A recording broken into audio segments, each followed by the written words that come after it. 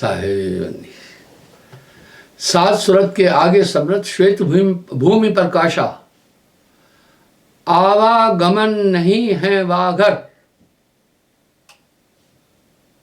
खुले किवाड़ 12 मासा, संतो वा देश हमारा वासा, परम पुरुष आप विराजे, हंसा करत बिलासा। इस आत्मा का ओरिजिन है।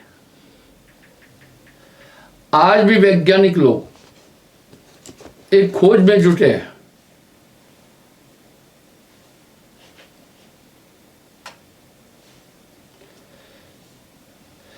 और वो अन्य ग्रहों पर जीवन की तलाश कर रहे हैं। है जीवन, आत्मा वहां है, पर अन्य ग्रहों पर ऐसा वातावरण नहीं है। अन्यथा ये उल्लेख क्यों आ रहा है, स्वर्ग में ये सुख है, ऐसी ऐसी स्थिति है, ब्रह्मलोक में ऐसा ऐसा आनंद है। यानी कहीं ना कहीं तो ऐसे प्लैनेट्स हैं जहां यथार्थ जीवन है। पर एक बात आप विश्वास रखना, जो इस मृत्युलोक में जीवन पद्धति और शरीर है, ऐसा ब्रह्मांड में और कहीं भी नहीं है।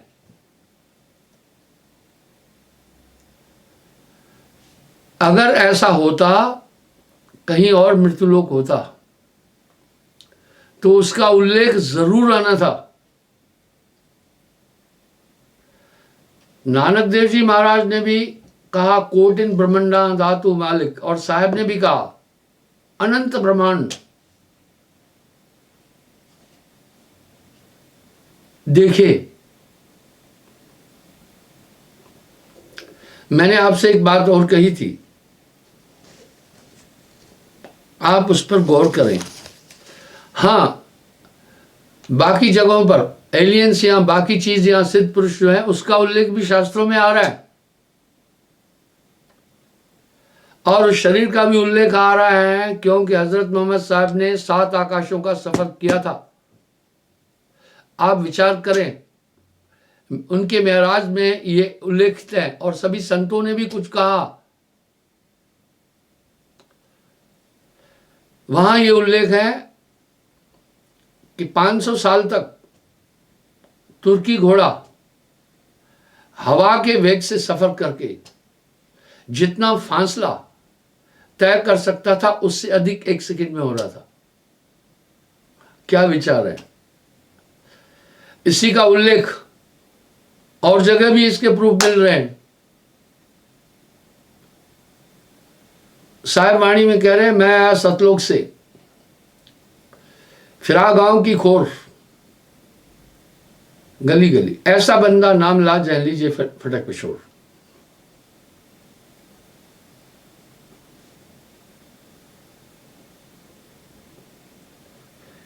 इंसेप्शन में स्वप्न की दुनिया की बात भी वैज्ञानिक लोग इसका भी उल्लेख कर रहे हैं,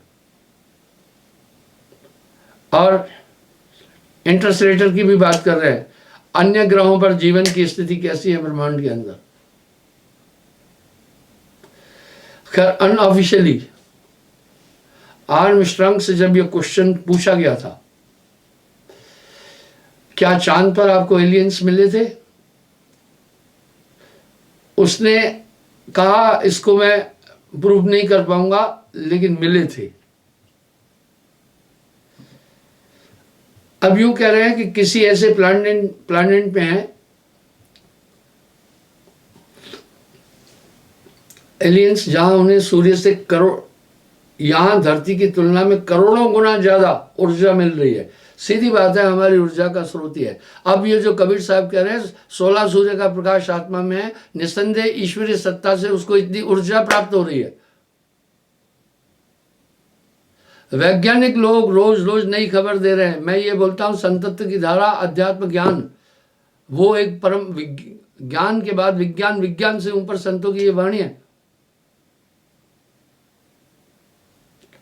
लेटेस्ट नई नई खबरें अब कह रहे हैं तीसरी ग्लेस्की में तीसरी गंगा आकाश गंगा का आभास मिल रहा है। उधर नानक देव जी कह रहे कोटिन ब्रह्मांडा धातु मालिक, और साहब ने कहा विशाल अनंत ब्रह्मांड है। आप विचार कर सकते हैं, कपोल कल्पित बातें नहीं है। खगोल विदों ने ढूंढा तीसरा विशाल काय ब्लैक होल विलय। भारतीय खगोलज्ञों ने हमारे निकटवर्ती ब्रह्मांड में 3 ऐसे महाविशाल ब्लैक होल के विलय की दुर्लभ घटना का पता लगाया है, जिससे एक्टिव गैलेक्टिक न्यूक्लियस ACN का निर्माण होता है। यह दुर्लभ खगोलीय घटना नई खोज की गई है, आकाश गंगा के केंद्र में है, जहां सामान्य रूप से बहुत अधिक चमक होती है। विज्ञान व प्रौद्योगिकी विज्ञान में यह जानकारी दी गई रिपोर्ट के मुताबिक हमारे निकटवर्ती ब्रह्मांड में हुई यह विरलतम घटना बताती है कि विलय करने वाले छोटे समूह अनेक महाविशाल ब्लैक होल का पता लगाने के लिए आदर्श प्रयोगशालाएं हैं।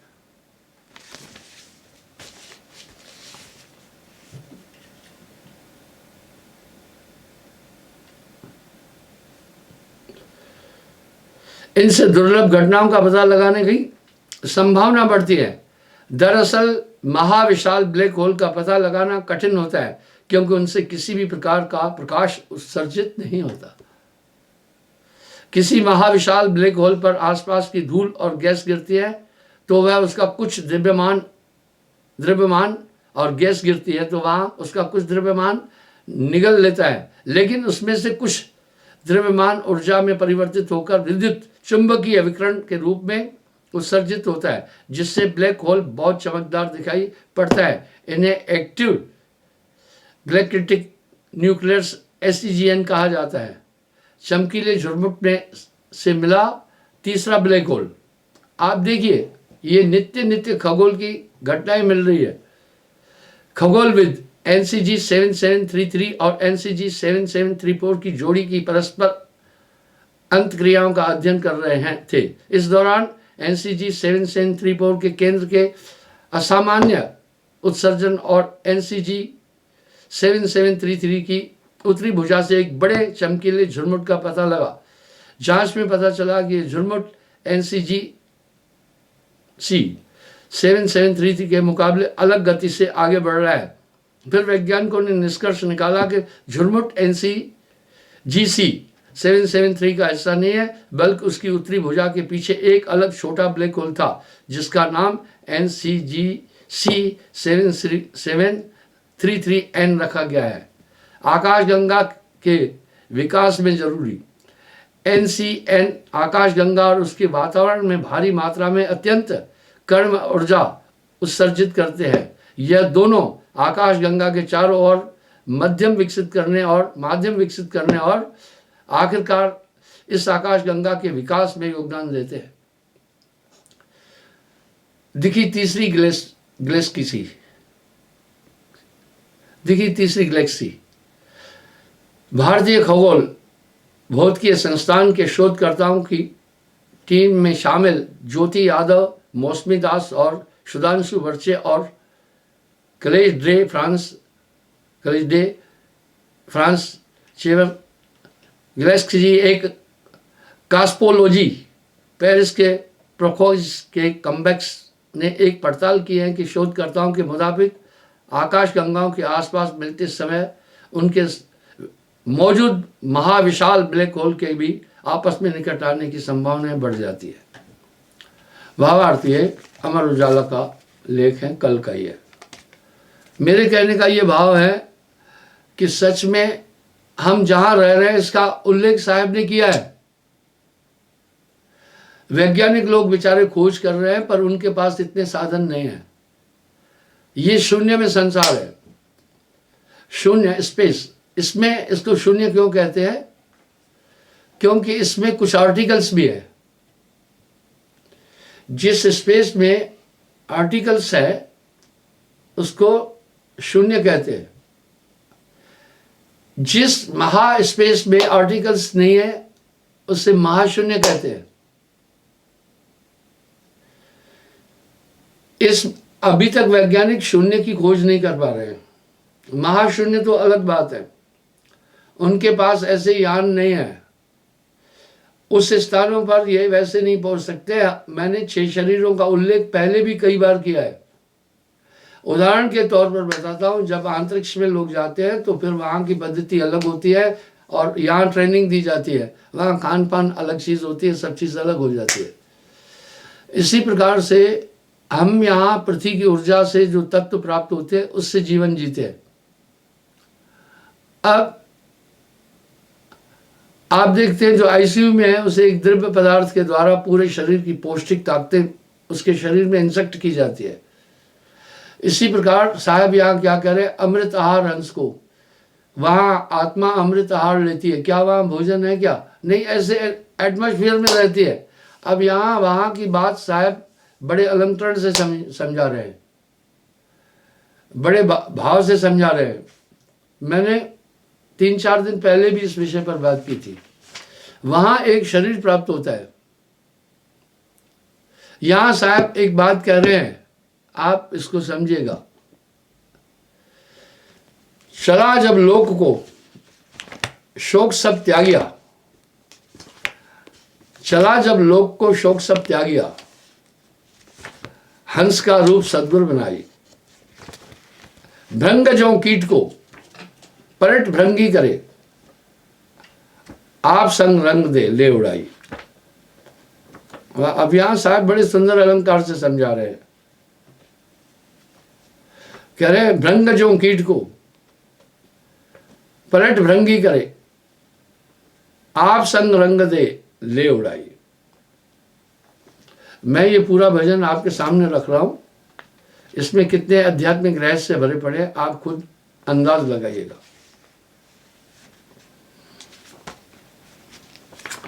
अब यहां साहब एक उल्लेख कर रहे हैं, भृंग जो कीट को पलट भृंगा करे, आप संग रंग दे ले उड़ाई।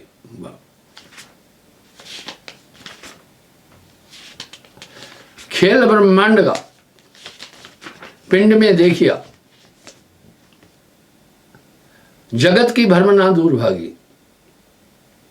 खेल ब्रह्मांड का पिंड में देखिया, जगत की भ्रमना दूर भागी, बाहरा भीतरा एक आकाश व सुषमना डोरते हैं उलट लागी। पवन को पलटकर शून्य में घर किया। अब देखिए यहां ये कह रहे हैं कि पवन को पलटकर शून्य में घर किया। जब हम इस शरीर में आते हैं तो हमारी ऊर्जा का स्रोत होता है श्वासा। कहे कबीर गुरपुर की महर से त्रिकुटी मध्य दीदार देखा, देख दीदार मस्तान मन हो रहा, सकल भरपूर है नूर तेरा। सुबक दरियाब जहां हंस मोती चुगे, काल का जाल तहा नाई नेरा। ज्ञान की पाली और सहज मत वालिया, अदर आसन किया अगम डेरा। कहे कबीर तय द्वैत भाषे नहीं, जन्म और मरण का मिटा फेरा। वाह। अब यहां क्या कह रहे हैं, पूरे ब्रह्मांड का खेल मैंने पिंड में देखा। अब यहां एक बात साहब और कह रहे हैं बड़ी बारीक,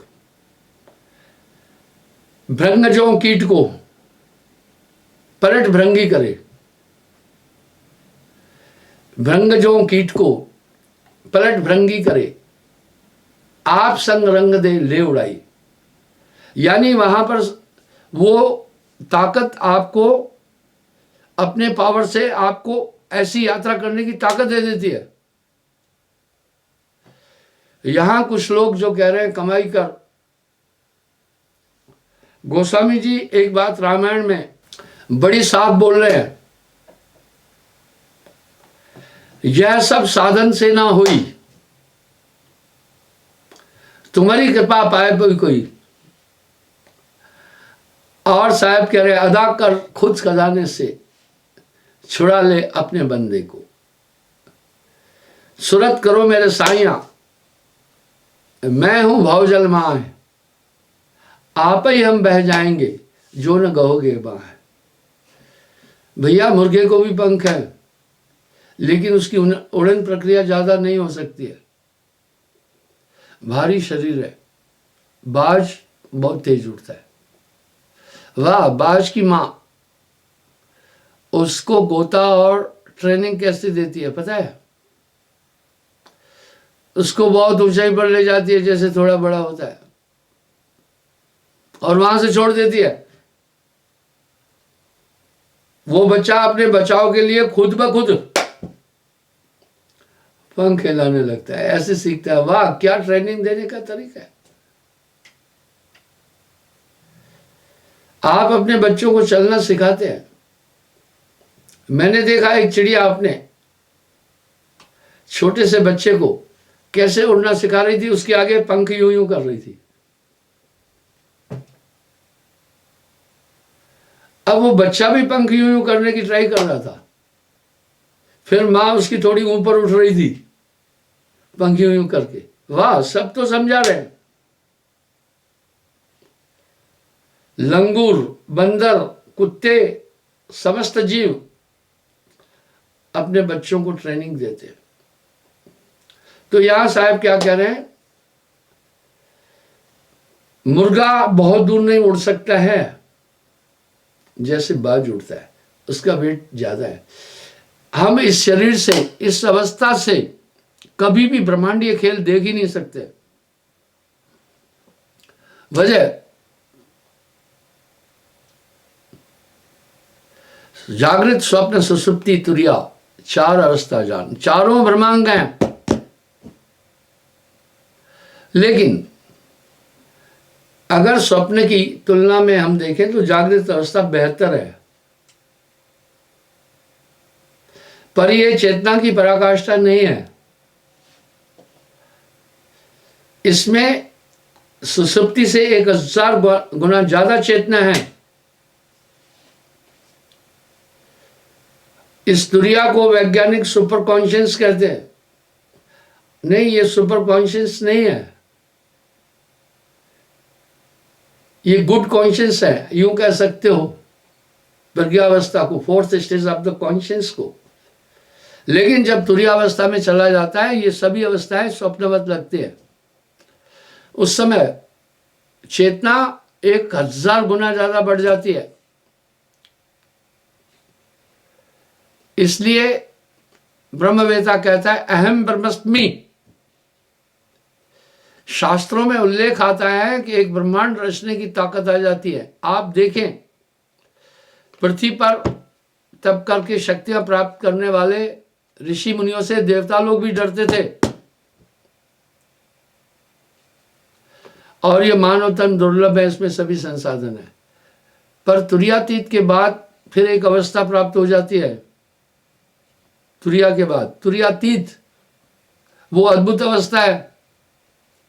वहां मन गौण हो जाता है, मन खत्म नहीं होता है। अब यहां साहब एक बात, ये सब चीजें ऐसे ही नहीं है। अब यहां साहब क्या कह रहे हैं? तुरियातीत ताहे के पारा, विनती करे तय दास तुम्हारा। इसलिए मैं 6 शरीरों का उल्लेख भी किया हूं,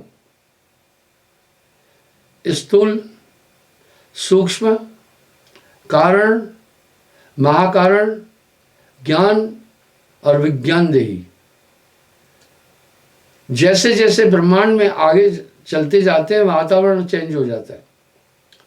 इसी तरह समुद्र का स्टेट ऐसा है, पहले 100 मीटर तक जो पानी है थोड़ा गर्म है, सूर्य का प्रभाव वहां तक है। उसके बाद जो सेकंड स्टेट है उसका आता है, जो वहां तापमान कम है, वहां पानी ठंडा है, इसलिए कुछ जीव वहां रहते हैं। और जो नीचे वाला है वहां बहुत ठंडा है। इसी तरह ब्रह्मांड भी है। महाशून्य की घटनाएं अलग होती है। इस तरह साहेब वाणी में कह रहे हैं, 21 खंड ब्रह्मांड के ऊपर आसन अचल जमाया, सो सतगुरु में भावे जो आवागमन मिटाए। इसी तरह जब ब्रह्मांडीय यात्राएं होती है तो साधक, उसका कॉन्शियस इतना सुपर होता है। मैं आपको उदाहरण दूं, ये इंक्रीज किया जा सकता है। उल्लेख आता है वेदों में, व्यास जी जब वेद लिख रहे थे तो उनके कंठ में सरस्वती आ गई और उन्हें एक अद्भुत ताकत दी गई थी, यानी उनकी क्षमता बढ़ाई गई थी। उल्लेख आ रहा है। इसी प्रकार वाल्मीकि जी ने नल और नील की ग्रहणीय शक्ति को बढ़ा दिया था, वो जल्दी रिसीव कर लिए थे पूरी विद्या। यही उल्लेख हजरत मोहम्मद साहब की यात्रा में भी आ रहा है। एक पल में ये इतनी सब चीजें उनको खुदा ने बता दी थी। यही तो वो तर्क दे रहे हैं ना, ये खुदा खुदा निरंजन को कह रहे हैं। संतों ने इसको काल पुरुष भी कहा है, इसी को गॉड भी कह रहे हैं ईसाई लोग, और हम लोग निराकार परमात्मा कह रहे हैं। तो उस एक पल का जो था, इतना मसौदा उसमें था। ठीक वैसा ही है, ब्रह्मा जी ने 4 वेद सुने थे समुद्र मंथन में। मेमोरी टू सुपर थी उस समय इंसान की। इस तरह वहां इतने पल में जो कुछ था, काजी मौलवियों का यह मत है कि खुदा ने ये ट्रांसमिट किया था उनके अंदर हजरत मोहम्मद साहब के लिए, इसलिए वो कुरान शरीफ को ईश्वरीय आदेश मानते हैं। इसी तरह हम लोग वेद को वेद भगवान कहते हैं। इसी तरह सिख लोग ग्रंथ साहब को गुरु ग्रंथ साहब बोलते हैं। कहने का मेरा अभिप्राय क्या है, मैं किसी धर्म जाति का खंडन मंडन दोनों नहीं करता हूं। तो बंधुओं, वहां जब आत्मा पहुंचती है उस परम स्रोत में, इतनी ताकत आ जाती है, उसके पास पारस सुरता आ जाती है। यहां साहेब वाणी में इसलिए पूरे गुरु का उल्लेख आ रहा है। यहां साहेब भी कह रहे हैं पारस सुरत संत के पास आ। अब यहां कह रहे हैं पारस में और संत में। पारस में और संत में तू बड़ो अंतरो जान, वो लोहा कंचन करे वह कर ले आप समान। आजकल नाना पंथ और मतमतांतरों के बुक कौन लिख रहा है? बुद्धिजीवी लोग, न कि अध्यात्मवादी लोग। फिर वो बुद्धिजीवी लोग अपनी अपनी बुद्धि को लड़ा करके उसमें रख रहे हैं।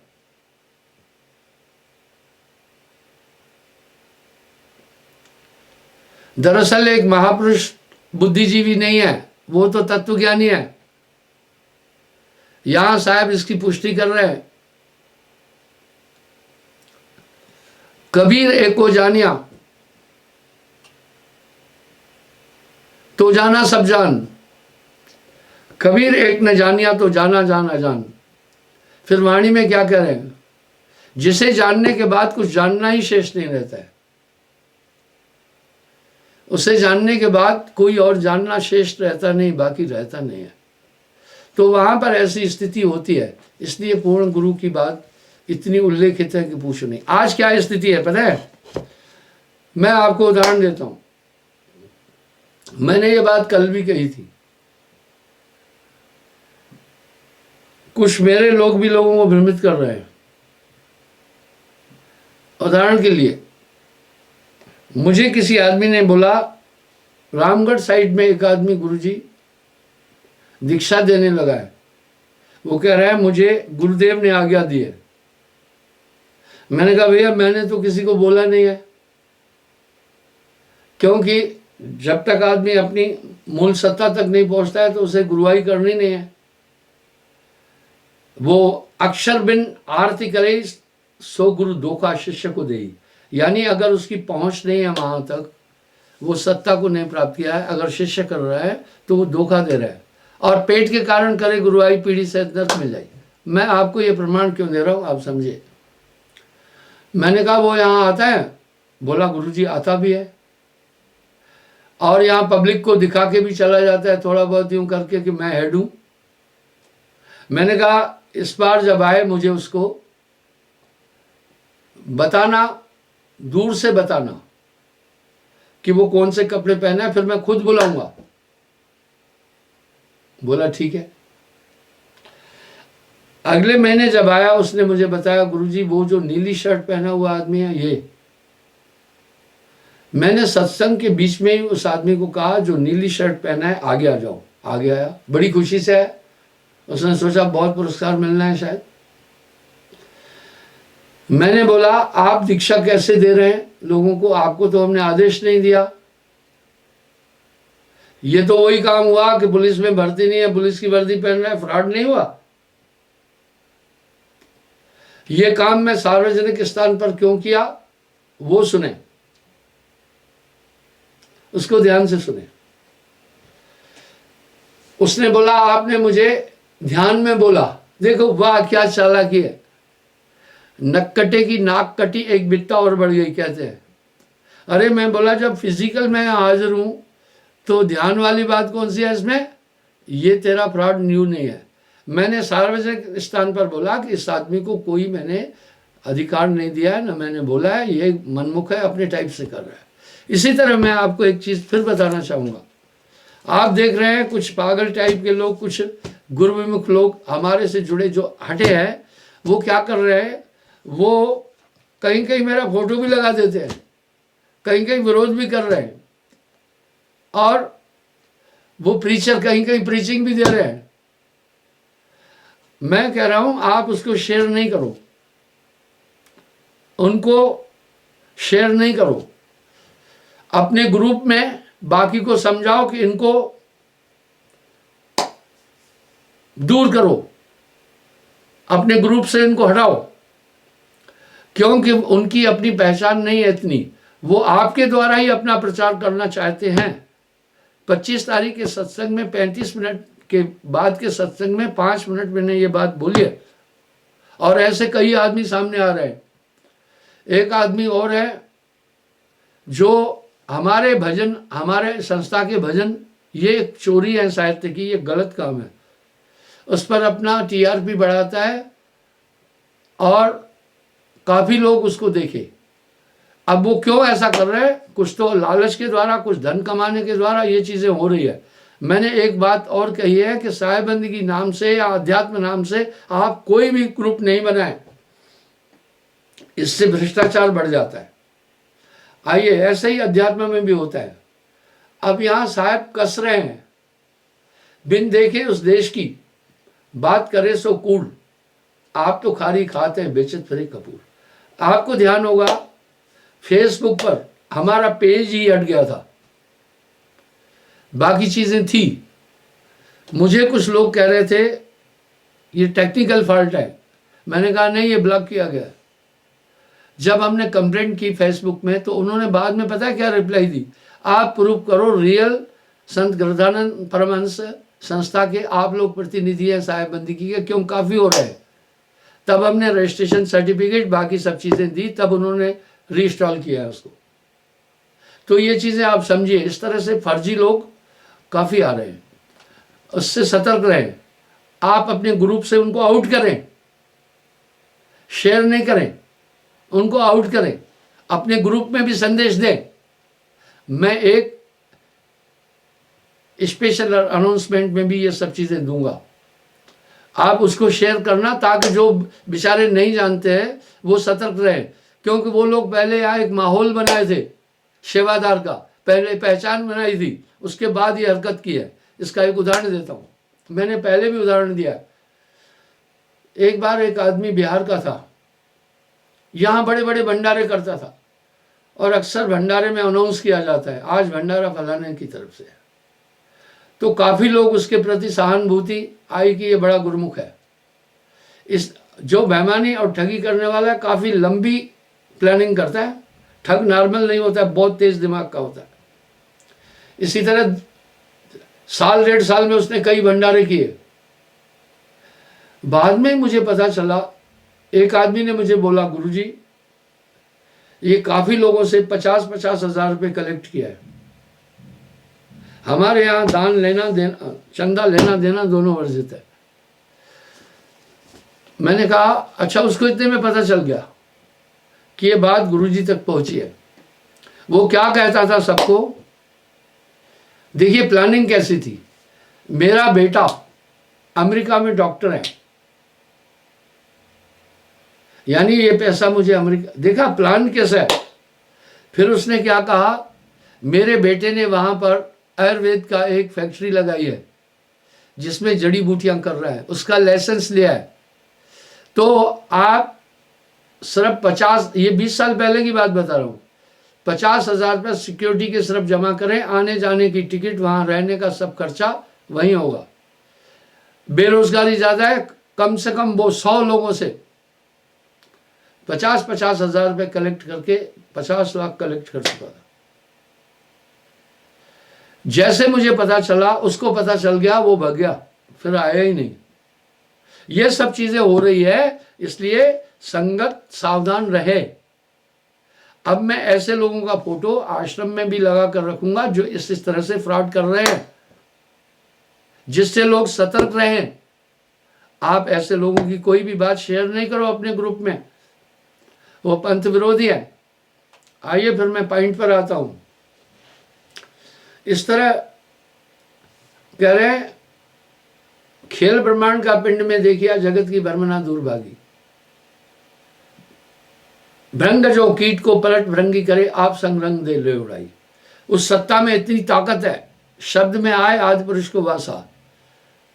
जैसे वो फिर अपने साथ भ्रंगा उस कीट को अपने साथ उड़ाता है, इस तरह वो अध्यात्म यात्रा करता है। ये सब साधन से ना होई, तुम्हारी कृपा पाए कोई कोई। आप भाई बस स्टैंड पर पहुंचना है, आपने सिर्फ टिकट लेना है, इतना आपका काम है। और बस में बैठना, आगे ड्राइव करना, मुकाम तक पहुंचाना ड्राइवर का काम है। इसी प्रकार आप रेलवे स्टेशन पहुंचना है, आपके पास प्रॉपर टिकट हो, ट्रेन में बैठना है, आपका हेडेक नहीं है ट्रेन कैसे चलेगी क्या चलेगी, वो इंजन ड्राइवर आपको खुद ही पहुंचाएगा। ठीक वैसे ही आपको जाना है एरोप्लेन से, आप एयरपोर्ट पर पहुंचो ना, आपका टिकट प्रॉपर हो, उसका पालन करो, जो वहाँ इंस्ट्रक्शन है 1 घंटा 20 मिनट पहले पहुंचो, तब आपको जहाज ले लेगा, आपके पास प्रॉपर टिकट है।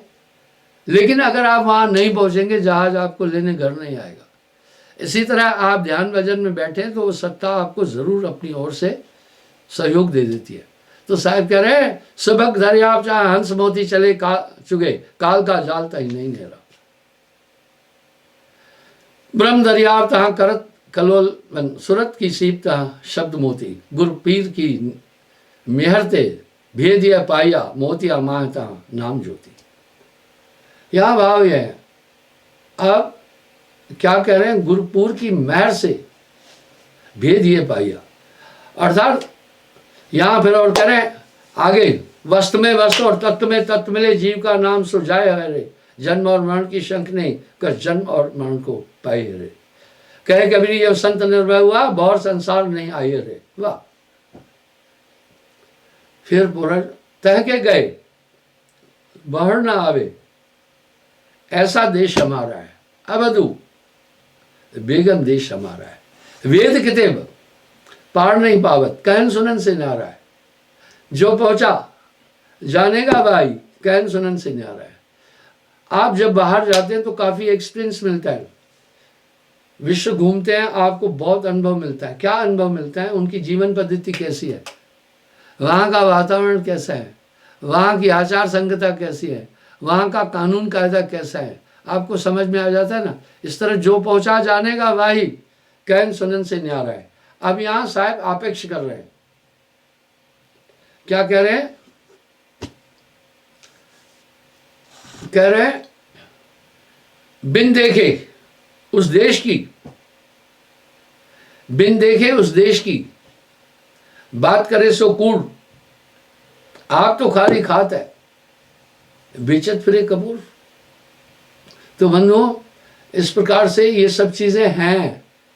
मैं वैज्ञानिक तथ्यों से इसका मिलान करके क्यों बोलता हूं कि इस दिशा में विज्ञान भी थोड़ा काम कर रहा है। 20 साल बाद विज्ञान काफी सहमत होगा सरतत्व की धारा से, वहां ये स्थूल शरीर नहीं जाता है ना। क्रिस्टोफर नोलन एक बात कह रहे हैं कि वहाँ तरंगों से एक दूसरे तक तरंगे पहुंचाई, वो तरंगे उस तक जाकर पहुंची। अभी भी तो तरंगे हैं। इस तरह आपकी कंसंट्रेशन की तरंगे भी हैं, आपकी वाणी की तरंगे हैं। मैं जो शब्द बोल रहा हूं, क्या कमाल है, ये तरंगे निकल रही है। स्मार्टफोन में देखिए वही तो चीज़ है, तरंगे आ रही है।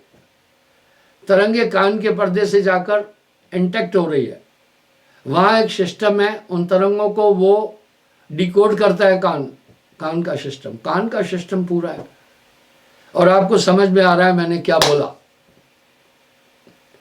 आप देखिए अमेरिका से आपको कॉल आता है, आया ना तरंगों में, पर वो तरंगे उस समय गुप्त थी, आई, लेकिन आपके सेट में एक सिस्टम था, उसने उन तरंगों को डिकोड कर किया और वो साउंडिंग में बदल गई। इसी प्रकार से वहाँ आका है सभी, एक हंस के हृदय जो आई, दूसरा हंस समझ पुंजाई। लाजवाब है। नोलन ये कह रहे हैं कि एक फिल्म बनाई, किसी लड़की का, वो प्लैनेट को खोजने में निकले हुए थे, शून्य होल से निकले, बोला वो शून्य, कल्पना थी उसकी। फिर वहाँ पर उस लड़की ने एक आदमी से बहुत प्रेम करती थी, वो किसी प्लैनेट पर था। फिर यहाँ से उसने वो तरंगे भेजी, वो सही नहीं है, वो तरंगे उसे रिसीव हुई आई। इसका मतलब है इस तरंगों का खेल तो हमारे शास्त्रों में भी है। परमात्मा को इंसान प्रार्थना करता है, पुकारता है, आरती गा रहा है, यानी कुछ ना कुछ उसके पास जा रहा है।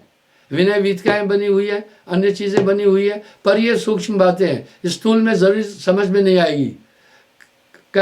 साहब यहाँ कह रहे हैं, बड़ा अजीब निसंशय होई, दृढ़ प्रतीत गए पुनः सोई। कोई जीव समझे, कोई जीव हमारा है। कहने का ये मतलब है, ये पूरे जो ब्रह्मांडी रहस्य संतों ने और साहब ने दिए हैं, ये हैं। अब मीरा भाई क्या कह रहे हैं, मीरा मनमानी सूरत सहल आसमानी। मीरा भाई के ज़माने में तो आज से 400-500 साल पहले, 400 साल पहले, मीरा भाई तो महाराणा प्रताप की बुआ लगती थी।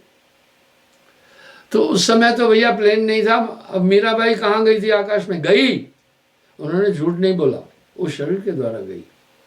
नाभा नभ खेला सूर सूरत कर सहला। नाभाजी कह रहे हैं मैं आकाश, ब्रह्मांडी आकाशों का भ्रमण करता हूँ। तो आज का मानव क्यों नहीं कर सकता है, वो भी तो कर सकता है ना। बहुत पुरानी बात नहीं है।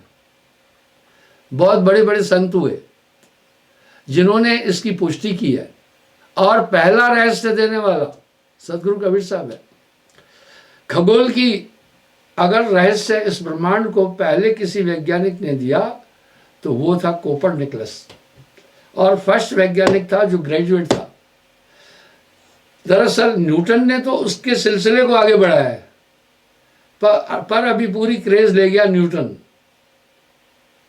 कोपरनिकस को तो फांसी मौत की सजा दे दी थी। उस समय पाखंडी धर्मावलंबियों ने राजा को शिकायत की कि हमारे धर्मशास्त्रों की निंदा करता है और हमारी मान्यताओं को ये खंडित करता है। कोपरनिकस वृतांत आता है, जब कोपरनिकस को मौत की सजा दी गई तो राजा जानता था कि ये एक बुद्धिजीवी वैज्ञानिक है।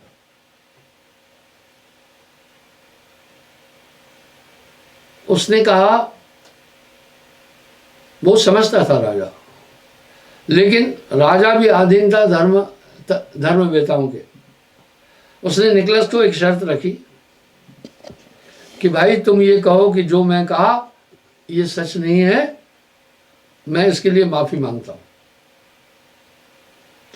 निकलस ने कहा नहीं।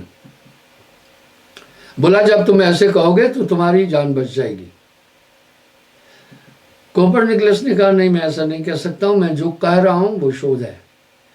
कोपरनिकस का एक खास मित्र था प्रिय। उसने निकलस को कहा, देखो ये बेवकूफ है, मैं तेरा शोध जानता हूं, तू अपने शोध की सभी चीजें मुझसे शेयर करता रहा, तेरे शोध में वजन है, पर ये समझना मुश्किल है थोड़ा, ये मूर्ख लोग हैं। तू कह दे कि ये मैं जो बोला झूठ है। बोला ना, ये मैंने बड़ी मेहनत करके अनुभव किया है। मैं कैसे कह दूं इससे मनुष्य रोशनी में आएगा, आगे खगोल की ज्ञान बढ़ेगा। उसने बोला तो सुनो, अगर तुझे फांसी दे दी तो मैं तुम्हारे बिना जी नहीं सकता हूं, तेरे से पहले मैं मर जाऊंगा, मैं आत्महत्या करूंगा।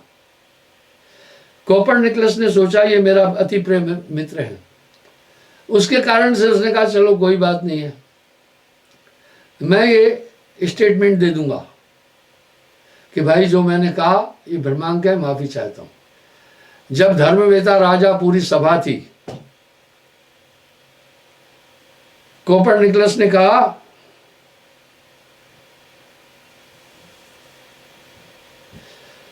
बोला मैंने जो कहा था पहले वो भ्रमांक है, मैं माफी चाहता हूं।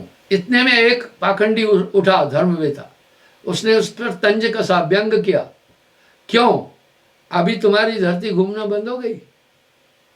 पता है कोपरनिकलस ने क्या कहा? उसने कहा, उसने अपनी भाषा में कहा ईश्वरमो, ये अभी भी घूम रही है। उसने फिर क्या कहा? क्यों कोपरनिकलस का व्यक्तित्व जाग गया जब उस पर तंज कसा कि मौत के डर के कारण से तुम्हारी धरती घूमना बंद हो गई।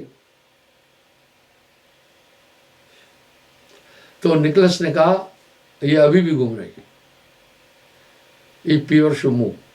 अपनी भाषा में कुछ ऐसा शब्द है, मैं थोड़ा बोल रहा हूं।